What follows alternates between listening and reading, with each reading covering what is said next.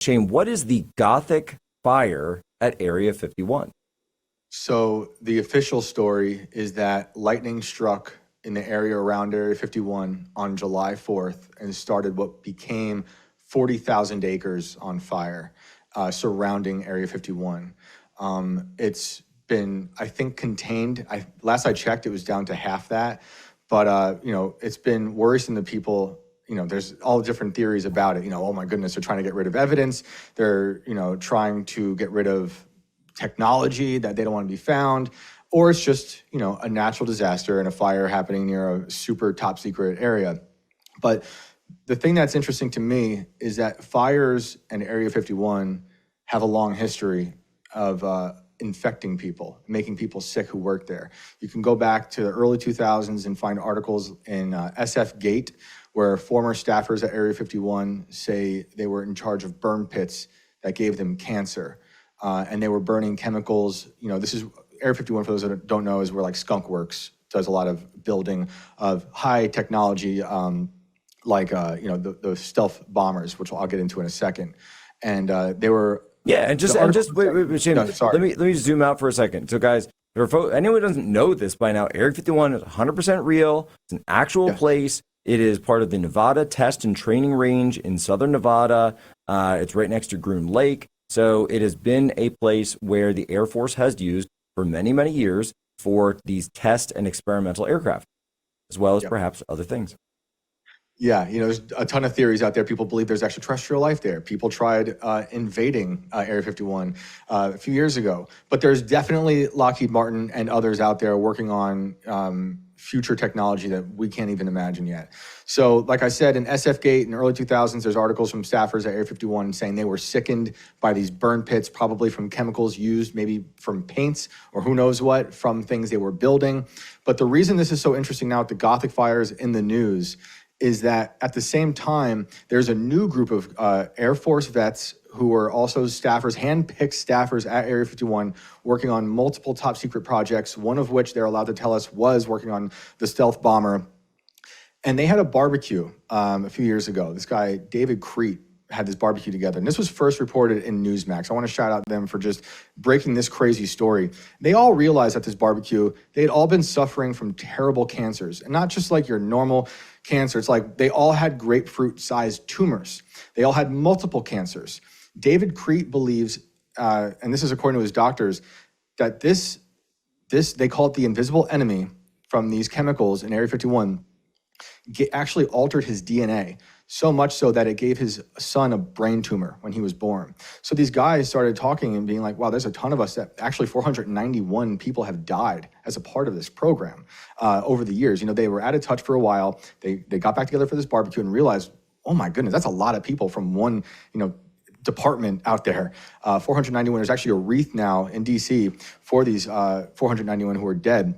And they're trying to pass some legislation to get help because on top of all these issues that they can't talk about and their illnesses, all of their information is data masked because it was all classified information. So the VA can't help them because they have no way to prove they were around anything dangerous while they're out there working. So now there's this big push, and I hope it happens for them to get help, to get these things unmasked so these guys can find, some of these guys have just lost their tongues, they can't walk.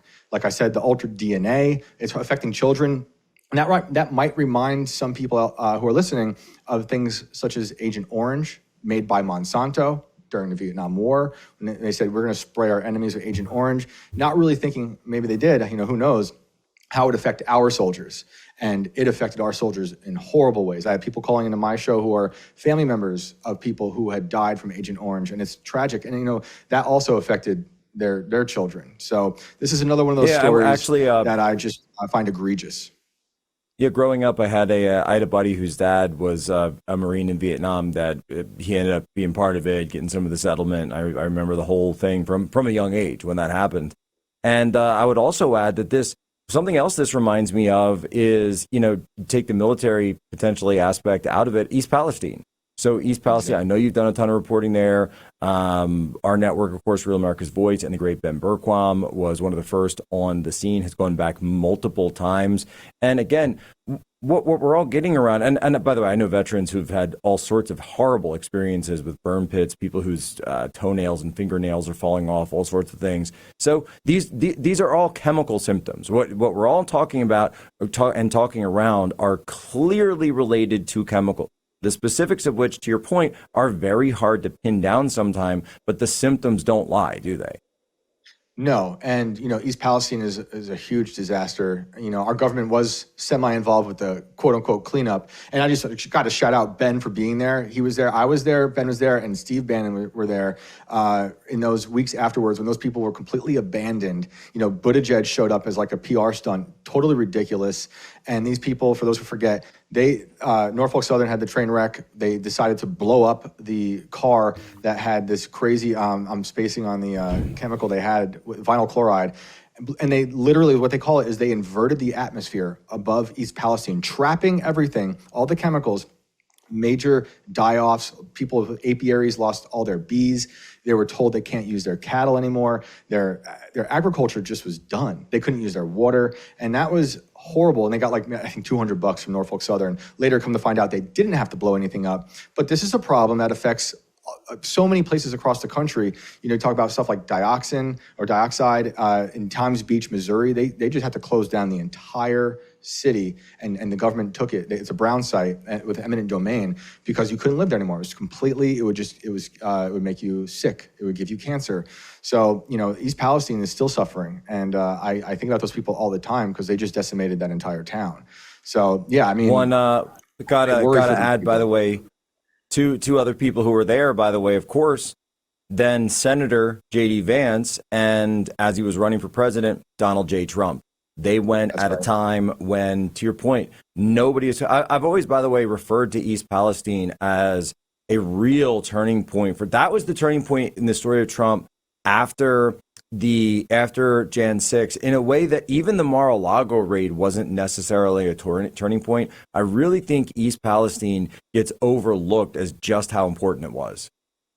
And I think it was a political thing in terms of, I don't think it was political that they blew it up, but it was political that they were forgotten and abandoned by the Biden administration. Because if you go there, it's Trump territory. These are the little towns of America that, when Pete showed up, Hollywood doesn't care about, finance doesn't care about, nobody cares about. But Trump clearly cared, and it was great to see. But those people are still out there suffering. They had illnesses like that, little kids with rashes that week. And I just hope that they're getting the help that they need. But those people will tell you they grew up, say an hour or two north in Ohio, and there's a lake that just sometimes lights on fire because of chemicals that are in it. So these things are unfortunately everywhere.